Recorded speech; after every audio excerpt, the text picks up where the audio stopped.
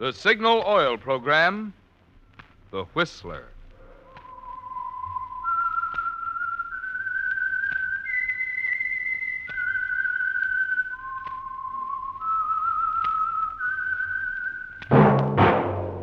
That whistle is your signal for the Signal Oil Program, The Whistler.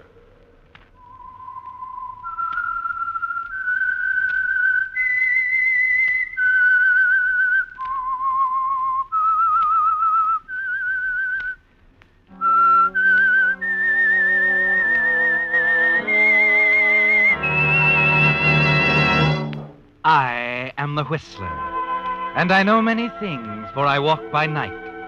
I know many strange tales hidden in the hearts of men and women who have stepped into the shadows. Yes, I know the nameless terrors of which they dare not speak. Yes, friends, it's time for the Signal Oil Program, The Whistler. Rated tops in popularity for a longer period of time than any other West Coast program in radio history. And Signal gasoline is tops, too. Tops in quality. It takes extra quality, you know, to give you extra mileage. And Signal is the famous Go Farther gasoline. So look for the Signal circle sign in yellow and black that identifies friendly dealer-owned Signal stations from Canada to Mexico. And now the Whistler's strange story. Undertow.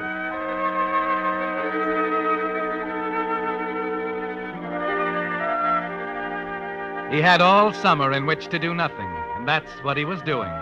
Driving north along the coast from New York, stopping when he felt like it, swimming when the beach looked inviting.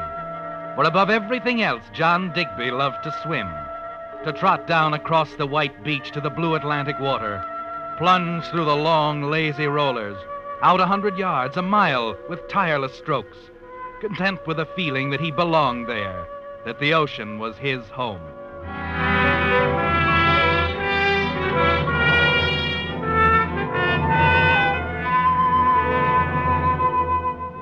He'd been 10 days coming north to Cape Ann, and as he floated out beyond the breaker line, he knew that here was the most beautiful spot of all. Made up his mind to linger for a few days, a week perhaps, before going on. It was then, looking back at the beach, at peace with himself and the world, that John saw a tiny figure in a green bathing suit, standing before a beach house hidden by an indentation in the cliff. Curious, he started back toward the beach, toward the place where he saw her plunge into the water and start out. Well, hello there. Hello, mermaid. You're a wonderful swimmer. I've been watching you through the glasses. Had to come out and join you. It's a big ocean. Anybody can use it. National policy, you know. What? Freedom of the seas. But I hope you don't mind the intrusion. Oh, not at all. You swim very well. But I never have anyone to swim with. That's why I came out now. Oh, I'm glad you did. Give me a head start and I'll race you in. Okay, you're on.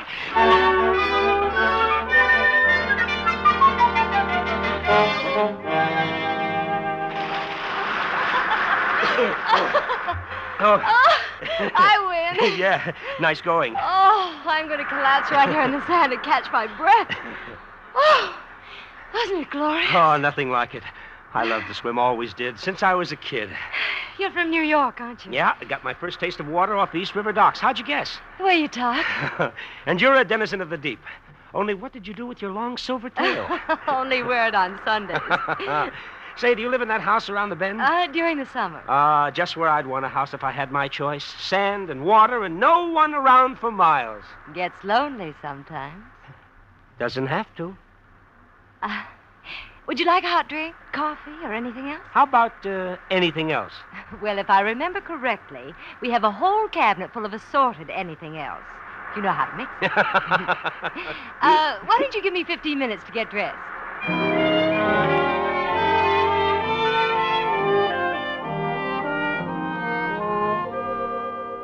She smiles, walks away from you toward the house, around the shoulder of the cliff, her long, slim legs swinging gracefully over the sand, her hair bobbing easily from side to side, like a honey-colored cascade in the still air. And back at the car, when you finish dressing, You find yourself taking a little extra care to comb your own sparse hair over the bald spot, feeling your 40 years a little guiltily for the first time. It's a very long 15 minutes before you walk up to the door. Come on in. I'm making sandwiches. Wonderful. And will you have bourbon, scotch? You can stop right there. Bourbon straight. I see you're a man of very definite opinion. Oh, I've been known to waver. I like that. Wavering? The definite opinion. I bet it goes right down the line with you. Business, politics, the books you read. Oh, please. I'm not pig-headed, really. I didn't mean that at all. Here you are. Thanks. Well, here's looking at you. Yes, so I've noticed. Will you drink to it? Of course. Why not?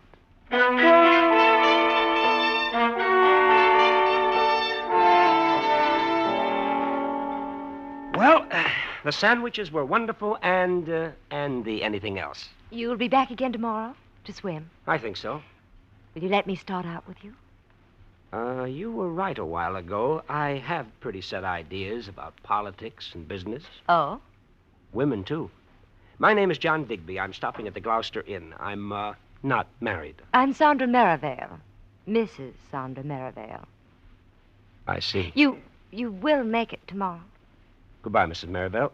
Thanks for your hospitality. You're welcome. Except for weekends, my husband never comes home till late. He has his business in Boston. Like to meet him sometime. I'll expect you about 10. Goodbye, Mrs. Merivale.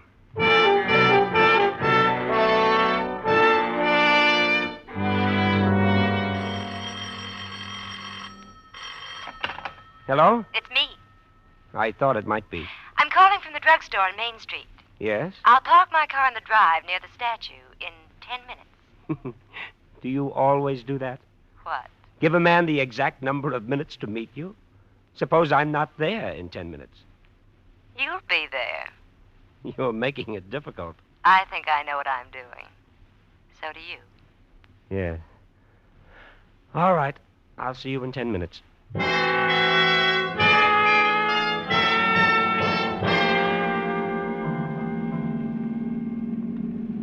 Here's the place. Yes, it's very nice. In the daytime, you can see for miles. That's the town back there. The lighthouse. Yes, I see it. Got a cigarette? Oh, sure. Here you are. Thanks. There, that's better. I always come up here when I want to think. Strange, isn't it? Being up high this way. Looking down on the ocean, on the town. Gives you a curious sense of power. I do most of my philosophizing out there. In the water? Mm-hmm. Do you ever swim at night? Sometimes. Harrison does. It's to show he's not really afraid. He doesn't swim well, but he grits his teeth and swims out to where it's just over his head, then back again. That takes courage, overcoming two fears at the same time, the darkness and the water. You're not afraid of the water, are you, John? No. But there are other things, Like what? like married women. Any ethical objection? No, strictly practical.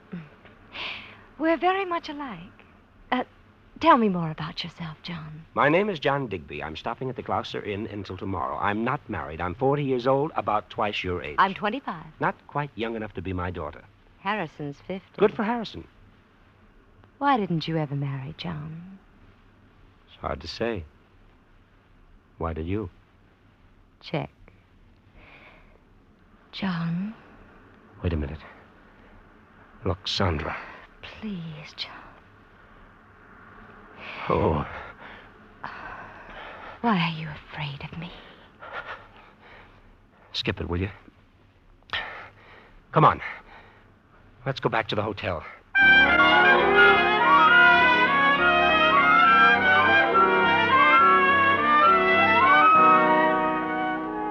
Her kiss tasted salt, like the ocean, like tears. And somehow you find yourself remembering the time you battled the Undertow for 2 hours off the Carolina Capes.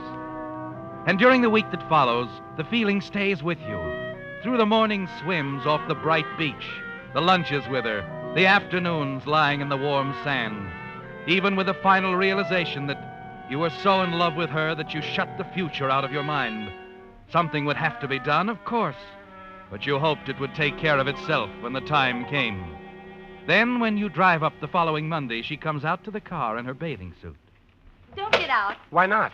There's a barge anchored 100 yards offshore. Some scientist from Woods Hole conducting some sort of experiment. Oh, why did they have to pick on our little piece of ocean? I don't know. But I don't want them to see us together. We'll swim on the other side of the Cape. I have lunch in the basket. We can spend the day. You think of everything, don't you? I try to, darling.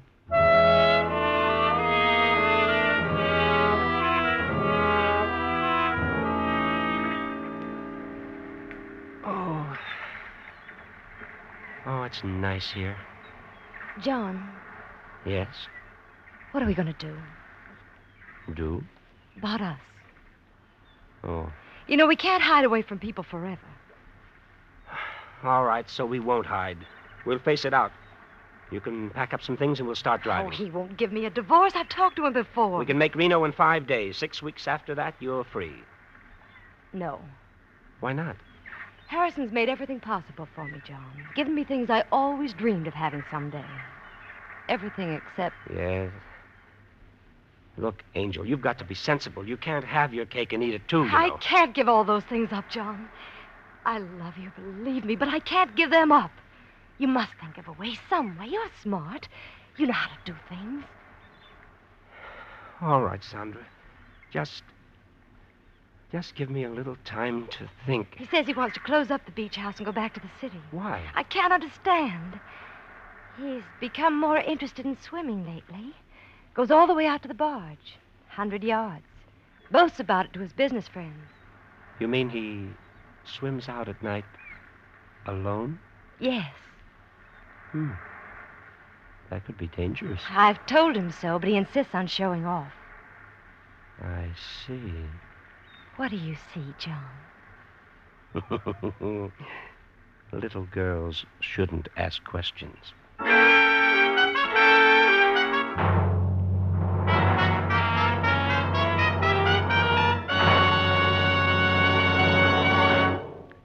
With the prologue of Undertow, the Signal Oil Company is bringing you another strange story by The Whistler.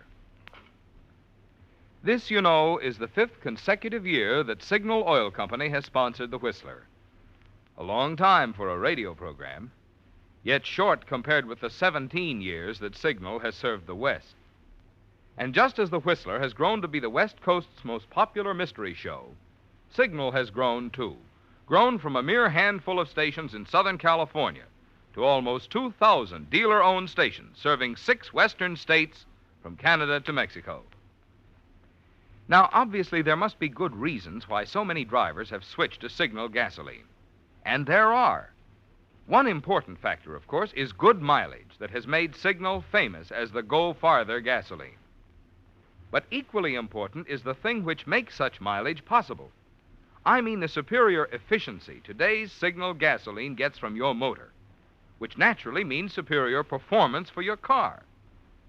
That's why Signal says, to be sure of the tops in gasoline quality, there are just 2 things to remember. 1, it takes extra quality to go farther. And 2, Signal is the famous Go Farther gasoline. And now back to the Whistler.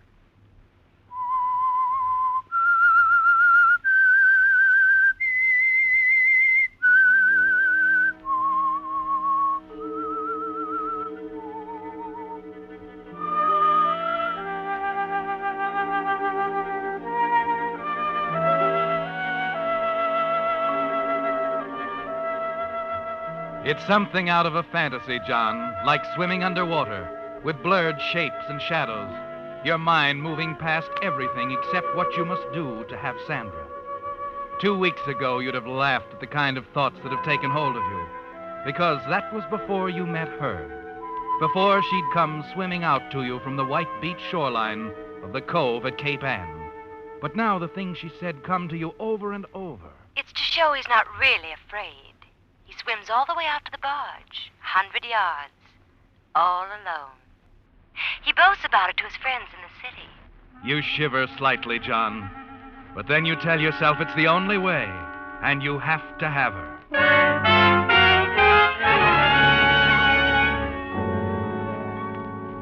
During your swim the next day, neither of you talk very much, and you find yourself surprised and a little alarmed that Sandra has sensed your mood so quickly. And it isn't until almost time to start back to the village that you can bring yourself to mention his name. Sandra, Yes, darling. he'll be home tonight, as usual. Harrison? Of course. No special plans, no appointments in the village? No. Good. Sandra, make sure he goes for his swim tonight. But- Never mind the questions, just be sure he goes swimming tonight. It's cold out there. He'll go. Good. There's only one thing. Yes? Well, someone might think that I went with him. Oh, I didn't think of that. Could you have someone over for dinner? Somebody who doesn't care for night swimming? I think so. Betty had come. But what if she wants to watch? All the better. There won't be anything to see. There's no moon. But if he cries out? He won't. All right. I'll arrange everything.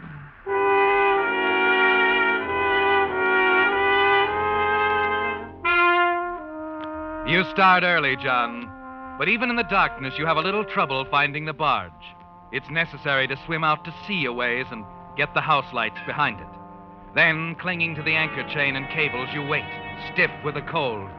But just when you're almost ready to give up, Sandra's voice carries across the water to you, crisp and clear. Now, do be careful, Harrison, please. I'm all right. We can watch from here, Betty. You won't see much. You strain to get a look at him in the darkness, but it's no use. You'll have to go by the sound. And then you hear him swimming towards you. You listen to him moving closer and closer. When he's almost to the barge, you take a deep breath. Pull yourself down on the anchor chain. The water is pitch black, John, and it won't be easy to find him. But you move under the surface to the point where you plan to meet him. His thrashing feet give off a faint luminescence, and you glide toward it using a flutter kick, hands outstretched. A few seconds later, you reach him and pull him down.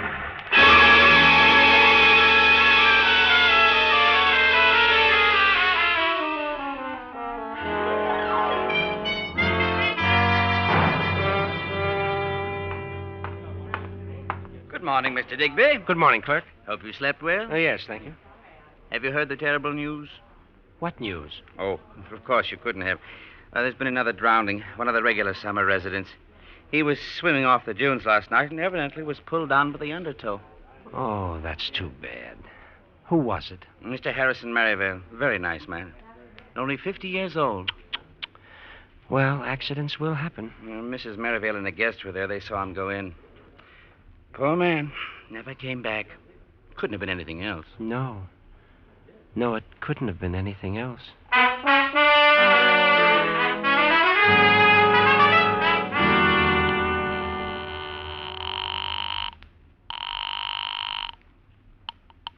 Hello? Hello, it's John. John, listen, I can't talk. The house is still full of friends and relatives. You've got to be patient. They're already asking questions. It's been 3 days, Sandra. I want to see you. Get rid of them, will you? Well, I'll try. Goodbye, John.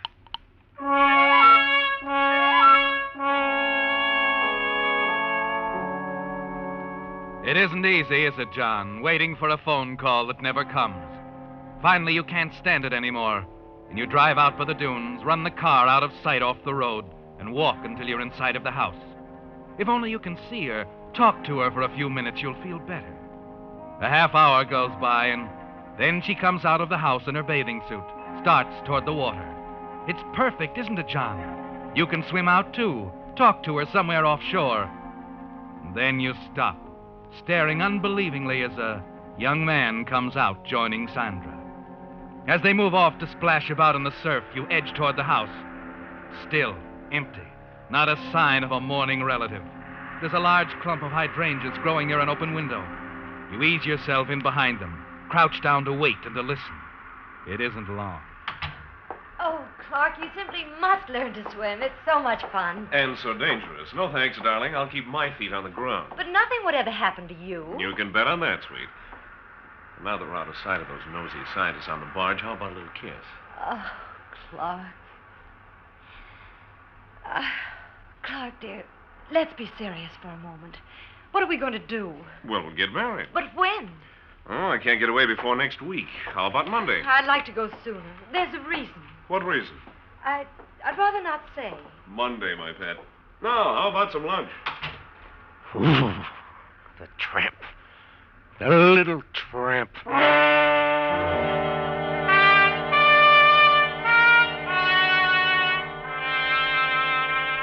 You're shaking all over as you get up and stumble back to the road. You drive around to get control of yourself, to think, and then...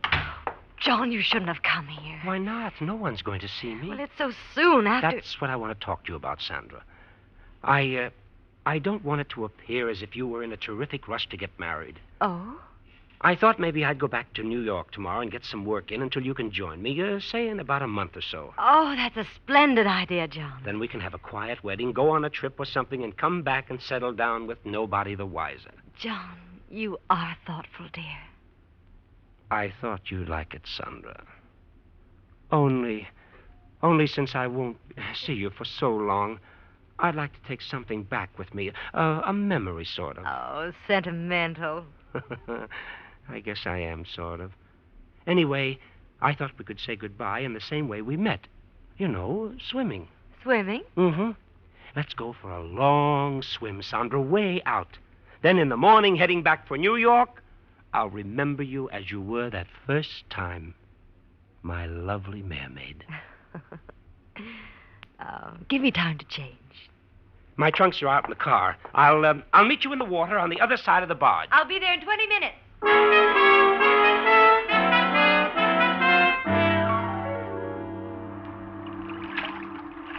Darling. Over here, Sandra. Hang on to this cable. Oh, isn't the water wonderful? It's wonderful, all right.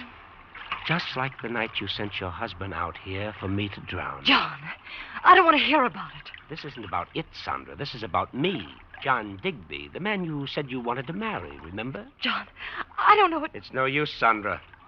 I know all about your friend Clark. You know about... Get away from me, John. Let go, I'm going in. Not in, Sandra. No, down, the way Harrison went down. Another accident in the Undertow. No, please, John, let me go. No. Clark, please stop it. You No.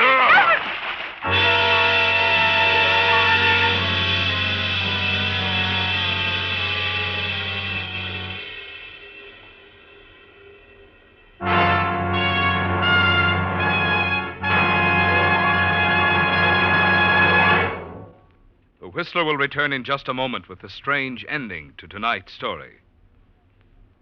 Meantime, since you hear so many claims these days about various motor oils, Signal has asked me to pass along to you some scientific facts so that you can draw your own logical conclusions. In grueling road and laboratory tests, today's finest straight motor oils were compared with Signal Premium, the new type Signal lubricant, which combines pure paraffin base with 5 scientific compounds. And what were the results? By actual test, motors stayed 6 times cleaner, and cylinder wear was reduced 1/3 with Signal Premium motor oil. Now consider what this means to you. Less carbon means that your motor runs quieter, smoother, and less cylinder wear means more power. So there you have it, proof that Signal Premium motor oil is your guarantee of a sweeter running motor. Good reason why more and more drivers who want to keep their car's performance young are making their next oil change a change for the better, a change to Signal Premium motor oil. And now back to the Whistler.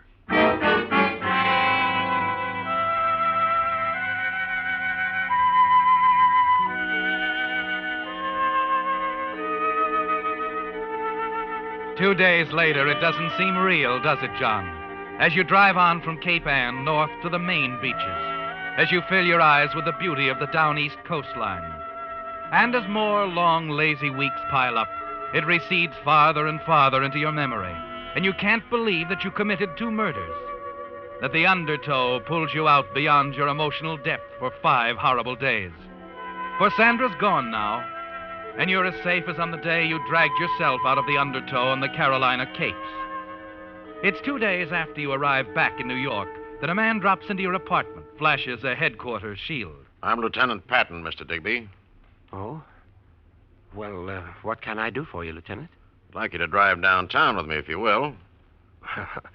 Any particular reason? Yeah. A few weeks back, there were a couple of drownings in Massachusetts.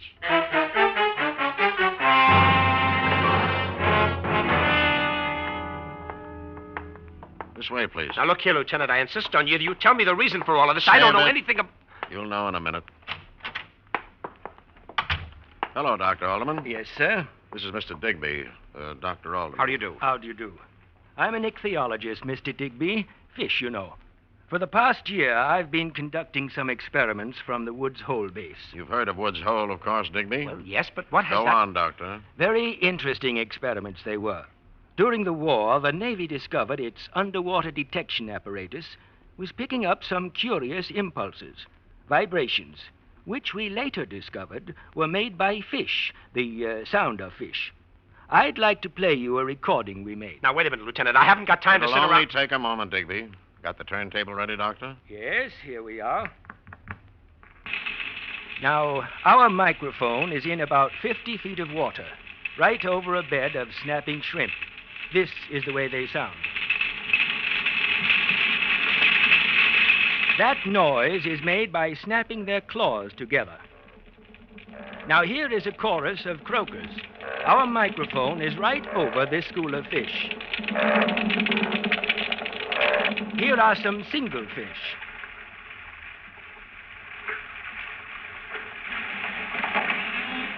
There is a rock cod. That's a flounder. The records you have just heard were official recordings made for the Navy several weeks ago. But a few nights later, we were testing the equipment. Well, listen to this record. Oh, isn't the water wonderful? It's wonderful, all right.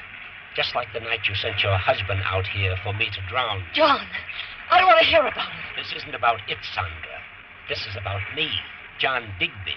The man you said you wanted to marry, remember? John, I don't know. What about that, Digby? Stop it!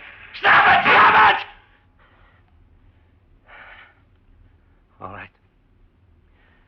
All right, I can't argue with that. You don't want to hear the rest? No. I know the rest. By heart. Of course you do. You're a wonderful swimmer, Digby. I guess you just got in a little too deep.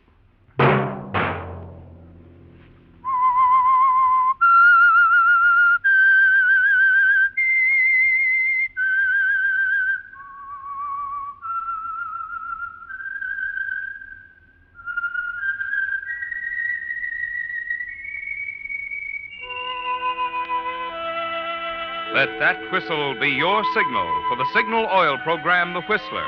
Each Wednesday night at this same time, brought to you by the Signal Oil Company, marketers of Signal gasoline and motor oil and fine quality automotive accessories. Signal has asked me to remind you, to get the most driving pleasure, drive at sensible speeds, be courteous, and obey traffic regulations. It may save a life, possibly your own.